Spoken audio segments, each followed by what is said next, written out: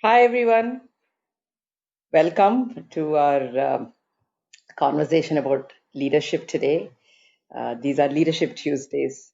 So I thought today I will talk about some one aspect of leadership, which is I'm finding over the last 3 months is the most important thing because if we want to scale, if we want to be successful, there is one thing we all need to learn to do, and that is empower.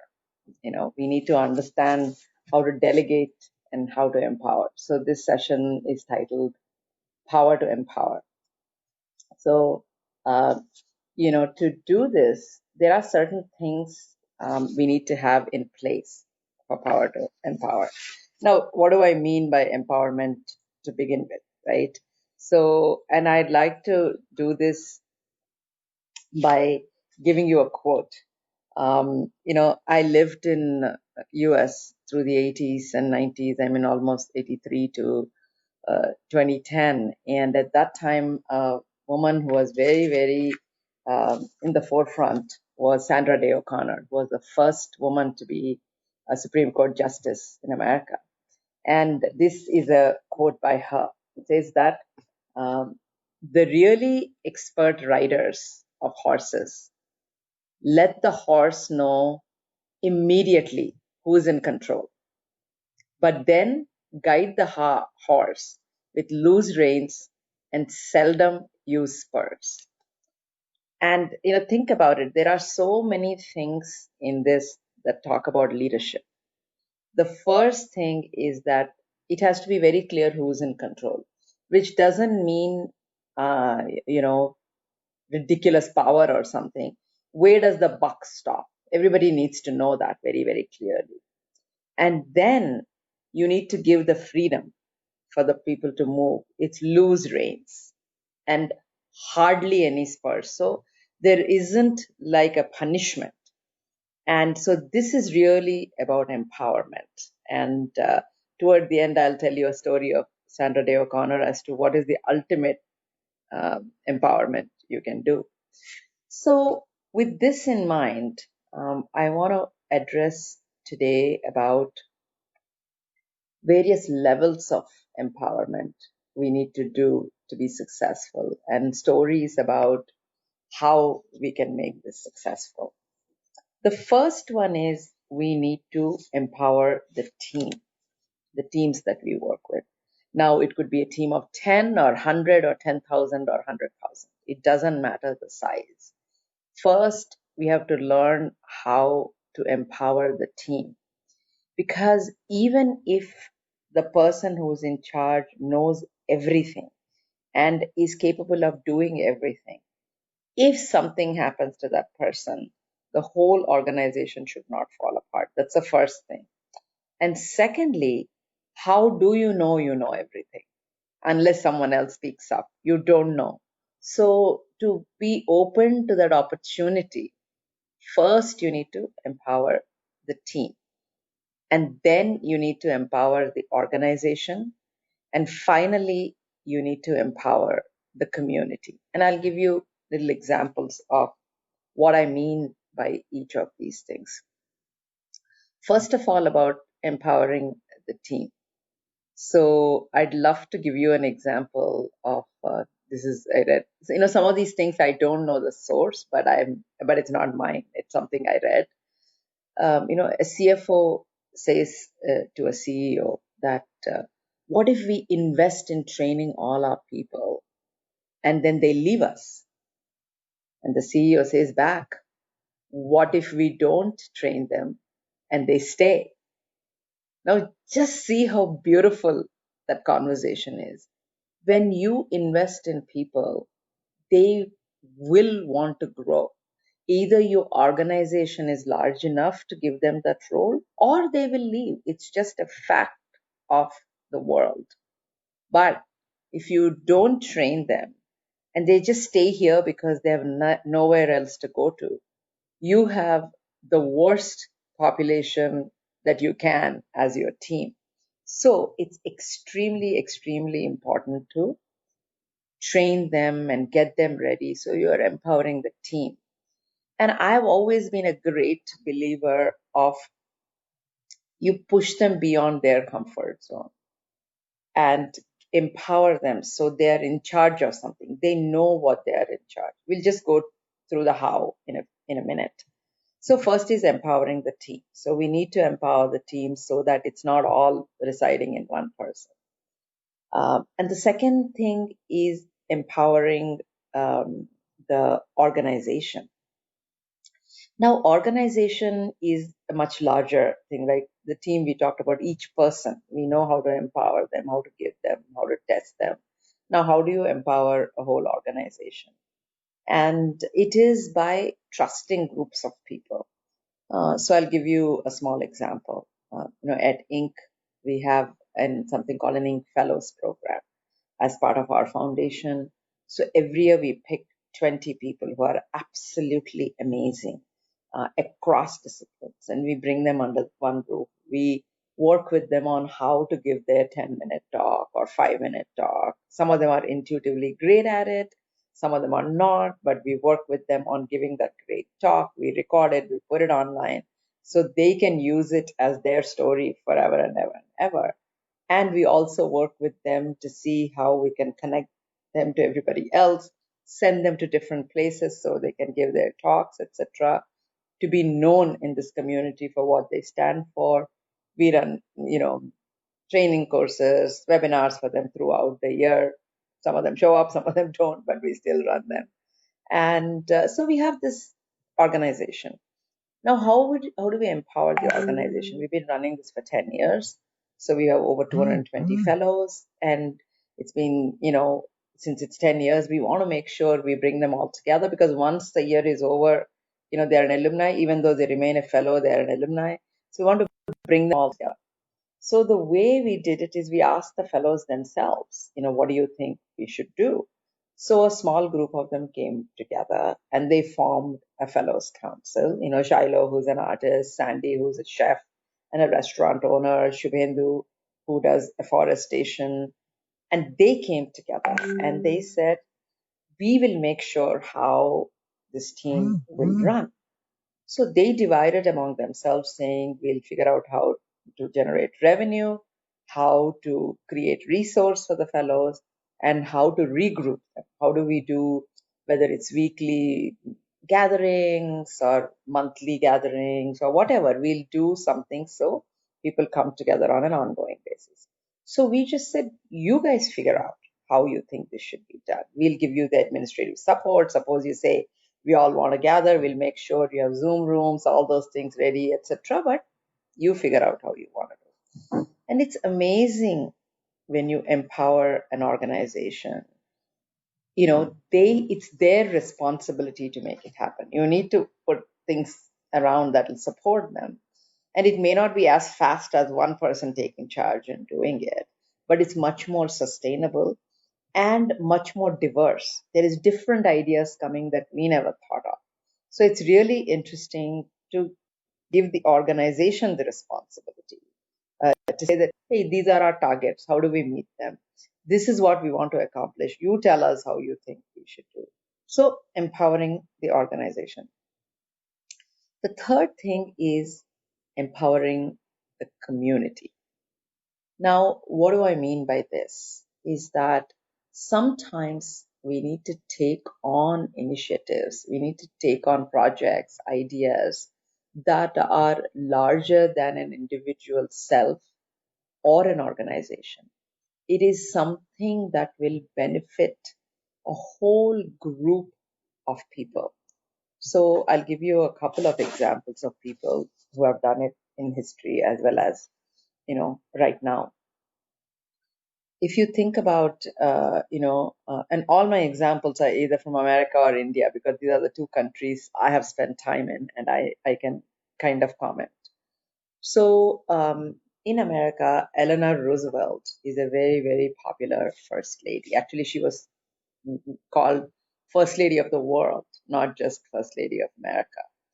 Because what she has done is that when she has become the First Lady, she took it upon herself of what she should stand for. She actually defined the role of the First Lady to be a lot more than just ceremonial. And she convinced US to be part of United Nations, and she was the first US delegate on the United Nations. And she has worked with United Nations on human rights and was very instrumental in setting up UN Declaration of Human Rights in 1948. And she really fought for civil rights of African Americans and Asian Americans in America. And then under JFK's presidential reign, she worked on women's issues. So throughout her life, she formed a different career than her husband's. Sometimes she even differed with him, argued with him, but stood by him. So she has developed her own sense of identity, and she created such a huge community, empowering a community of Asian Americans, African Americans, women. So her work has benefited entire communities, not just an individual or an organization. Or currently in India, if you take someone like Sunita Krishnan, who runs Parikrama, who runs Prajvala, this Shukla Bose who runs Parikrama, who's also doing fantastic work, which I'll tell you in a second. If you take someone like Sunita Krishnan, she stands for rescuing women out of sexual trafficking and giving them a livelihood. It's not just rescue like police, it's about bringing them back into the community, giving them, some sort of a courage to be back and strength, etc. And some of the people they rescue are 5, 6, 10 years old, whose whole life is ahead of them. And so she rescues. And in her personal story, she was gang raped herself. Now, she could have been a very angry person, upset person, or a victim, or just focused on herself. But she took it upon herself to stand for a community of women who have been disempowered. And that's what she stands for. Even today, she goes on rescue operations. She brings them. She continuously raising money to give them a space to live safely, to learn trade, to become, independent themselves and get married and leave, or even otherwise leave, take care of their children, to be independent. So, sorry, excuse me, I just want to put my glasses on because there are some comments. Um, Sunita ma'am was featured in Satyameva Jayate. Yes, absolutely. And if you go to inktalks.com, you can see her video. It's quite amazing what she has done. So there are people like that. Even Shukla Bose, she runs Parikrama. She stands for educating children from the slum, in English medium from day one. It's not like you give different education to them and different education to your children. Actually, she talks about what a great education system her school has, and she tells you and me and others that your children can go there. If you want your child to go, you should be living in a slum. So she's making it not just aspirational, she's making it accessible to everybody. So these are all the people who are working on, empowering a whole community. So by not doing themselves, by having a team that does this, or many people who are inspired by this and may do this on their own, or Arunachalam Muruganandam who did the low cost sanitary napkin. There are 10 other companies in India now who are making low cost sanitary napkin, or there is 20 people who are talking about menstruation. There's 200,000 millions of people who feel free to address these kinds of issues. So it's about empowering a whole community.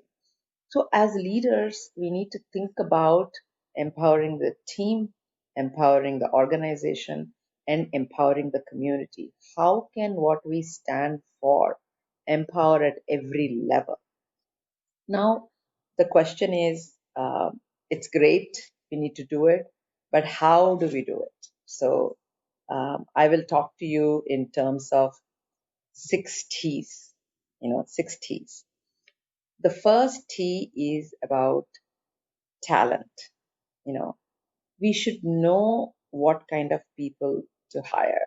I always say hire people half your age and twice as smart, because you should be surrounded by people who are not like you. Because if you want to hire people who are like you and no less than you, you'll always be managing down. But if you hire people who are smarter than you, not only you grow, the entire organization grows. And they say that, David Ogilvy was a very famous advertising man, used to have, the Russian dolls, where they're stackable Russian dolls, one inside the other. So he says that if you're the big Russian doll and you keep hiring people who are lesser than you, ultimately your organization will disappear. But if you see yourself as the smallest Russian doll and you keep hiring people who are bigger and bigger and bigger, and if each person does that, you have a giant stack of possibilities, you have a giant stack of accomplishments. So, about the right talent is really, really important. The next thing is train, the right training. And by training, I just don't mean a set of courses that you run everybody. Training people in what they're missing, and which means there has to be an understanding of what people need, and train them on what they are good at to make them great, and train them on what they are not good at to the extent that they can manage them. Because this is one of the golden principles I learned, is that if you're not good at something, don't hit your head over the wall to be great at it. Pick the things you're good at, be good at it, and hire the rest. And the point is, you should know enough about what you're managing that you should be able to ask smart questions. So, suppose you're really good at marketing, you're really good at business development, but you're really terrible at finance, okay, which happens to be my case. It doesn't mean now you have to go become a CFA or get a CPA in finance just to prove to yourself you know finance. You need to know enough to understand a profit and loss statement. You need to know enough to understand your balance sheet. You need to know enough to ask the right questions. So we need to train our teams to excel at what they are good at, but also be trained a little bit of everything so they understand what's going on. This is why I say, even in my team, that we need to cross train. The person who does business development also should know operations. The person who does operations also should know accounting. You should know how it happens, even if you're not expert at it. There's a question from Prabhu: how do you evaluate whether they are trainable or not? See, that is where, as a manager, your talent has to come in. Is that um, it's not like a cookie cutter thing you can tell. When you understand who works with you, when people you're delegating to understand who work with them, they will know what they excel at and what they lack at, and how they are trainable or not. You will know if you train them, are they picking up or not? Are the results being shown or not? And I'll talk a little bit later how you can see it. So, second is you train them.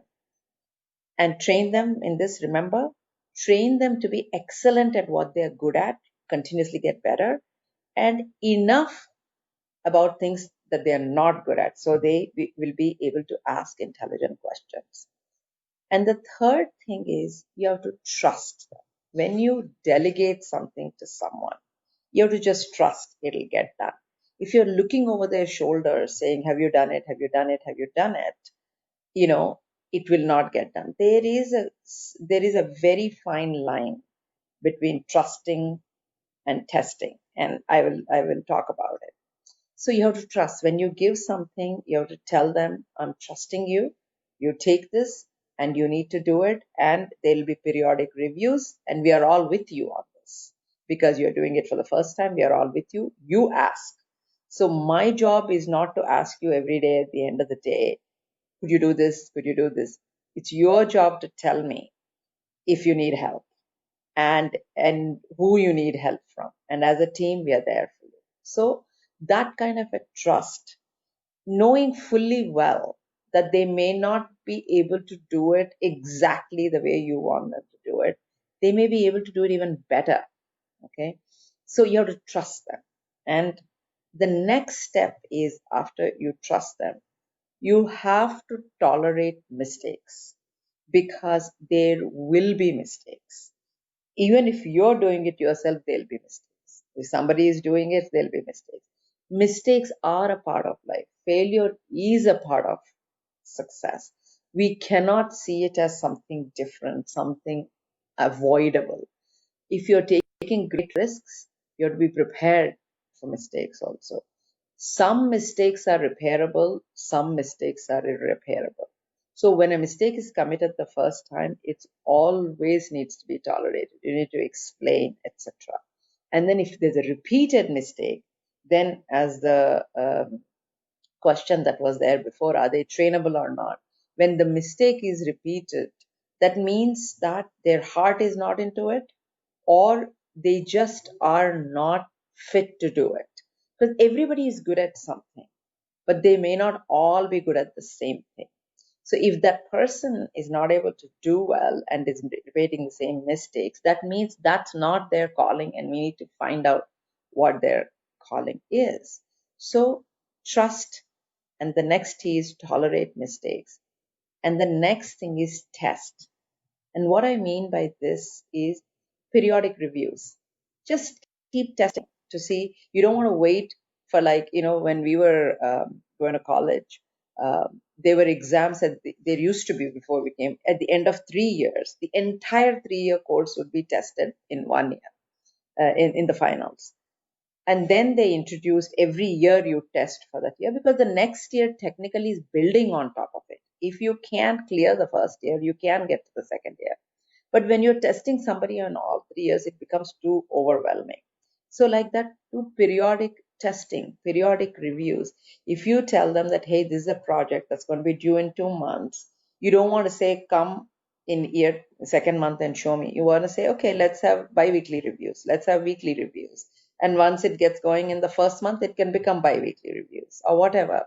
So that test is very, very important. And it's like a monthly test, it's a unit test, it's I always like asking people, if they're doing a project, to say, hey, how far have we come? How many people have registered?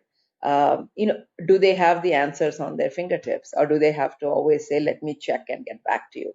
It tells me how much on the beat they are. You should know everything in the back of your head approximately. If say 72 people have enrolled, you should be able to say, I think it's about 65 or above. It's good enough. You don't need to be exact, but you should know, have 2 registered or 60 registered. You should know. So that testing is very, very important. And the final T is tell it like it is. At the end of it, when you look at it, when you evaluate it, has the person exceeded the expectation? Tell them. Has the person barely met? Tell them. Have they gone below expectations? Even that you tell them. I was interviewing Harsh Mariwala, who's one of the best, leaders I have ever met in my life. And he said in the interview that he had to let go of somebody who's been with an organization for a long time, personal friend, everything. And he said, it's tough, but I sat and had a very honest conversation. I didn't want to have BS. I didn't want to give another reason. I didn't want to go around in circles. I just said that, look, in this role, this is not working out. I really need you to leave. But let's find something else for you or whatever. But tell it like it is. Don't insult them by trying to come up with wrong excuses. Okay. Tell it like it is. And so these are the things we need to think about when we want to empower somebody. So just to summarize, I talked about why empowerment is important. We talked about what Sandra Day O'Connor said, is that A rider should let the horse know who's the boss, but loose reins and no spurs. That's the ideal way to delegate, is that. And again, when you say who's the boss, it's not about look who I am. It's about I got your back. At the end of the day, your well being is in my hands. That's what it means by letting them know who's in charge. And then we talked about empowering an individual, empowering a team, and empowering a community. And then we talked about how do we empower? Empower by first finding talented people, by training them to exceed, to excel in what they're good at, and also to know enough about the things that they're not good at so they can become great all rounders. And then trusting them with a project. What do you give? Whatever you give them, trust that. And the fourth thing is you need to tolerate mistakes. You cannot get upset about every mistake equally. You know, Five is testing, periodic reviews. Make sure things are going at a certain pace. You don't want a surprise at the end from either side. And finally, tell it like it is. Don't hold back. It doesn't mean you yell or scream or be upset or whatever. Sometimes that also happens, and everybody is human. But the point is, you can give a very good news or a very bad news without losing it. So how do you do it? Now, I'm saying all these things. It's not that I know everything. I make mistakes constantly. And that's the reason I'm running the leadership series, because I am interested in learning. So in this, we each have to learn together. So, I mean, if any of you have, comments or your experiences, please type it up, because it's all about combined learning, all of us learning together. So I'd love to leave with another quote I read somewhere. It's by an author, and I can't remember who it is.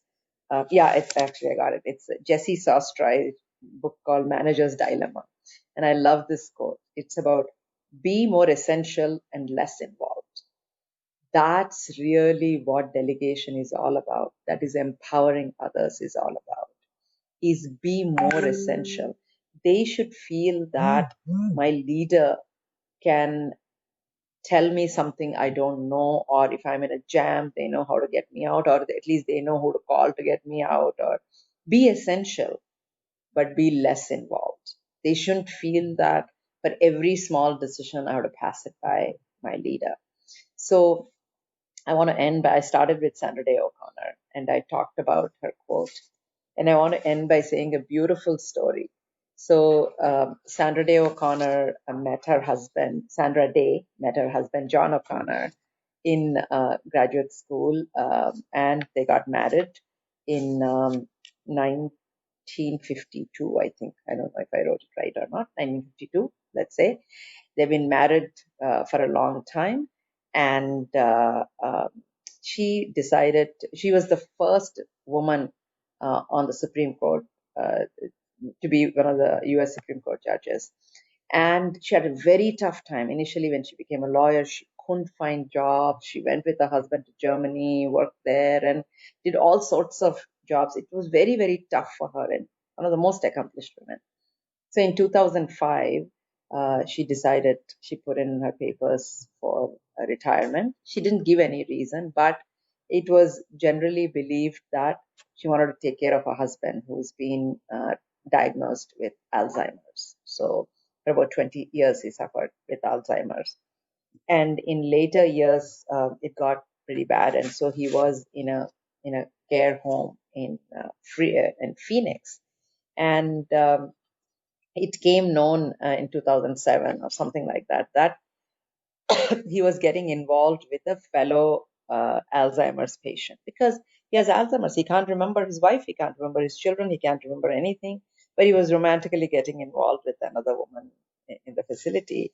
And so when it came up, there was a press inquiry and stuff. And Sandra's son, Scott O'Connor, came out and he said apparently that his mother was not upset, but she was actually glad because it was improving her husband's state of mind. I mean, that is the ultimate empowerment and delegation and letting go, to let your husband who's suffering with Alzheimer's fall in love with a fellow Alzheimer's patient. So I just want to end by saying that empowerment is a continuous learning. You don't learn it in a day, but if we exercise that muscle constantly, it frees us. And to be free, we have to let go of things that hold us back. So that's the great thing about empowerment.